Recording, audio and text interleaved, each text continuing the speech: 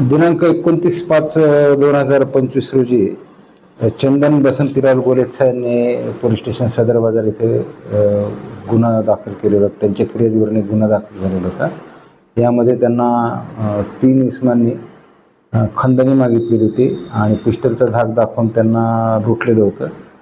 4 लाख रुपयांची खंडणी त्यांच्याकडून घेतलेली होती. त्यावर आपले सदर बाजार पोलीस स्टेशनला जबरी चोरी आणि खंडणी असा गुन्हा दाखल होता. त्या गुन्ह्यामध्ये गुन्हा घडल्यापासून आरोपी फरार होते आणि सातत्याने आम्ही त्यांच्या मागावर होतो. सदर बाजार पोलीस स्टेशनचे पथक होतं आणि एलसीबीचे पथक होतं, परंतु आपल्याला त्यामध्ये यश काही मिळत नव्हतं. परंतु स्थानिक गुन्हे शाखेचं पोलीस पथक यांनी काल रोजी यातले 2 आरोपी अटक केलेले आहेत. अक्षय रवींद्र गाडेकर आणि विठ्ठल भीमराव आंभोरे या दोघांना अटक केलेली आहे आणि त्यांच्याकडून गुन्ह्यात वापरलेले एक पिस्टल, रोख 77,000 रुपये, एक स्प्लेंडर मोटरसायकल आणि 3 मोबाईल असा सुमारे 2,10,000 रुपयाचा मुद्देमाल त्यांनी या गुन्ह्यामध्ये जप्त केलेला आहे. आणि अत्यंत कठीण टास्क असलेला हा गुन्हा उघडकीला आणलेला आहे. आरोपी मिळून येत नव्हते.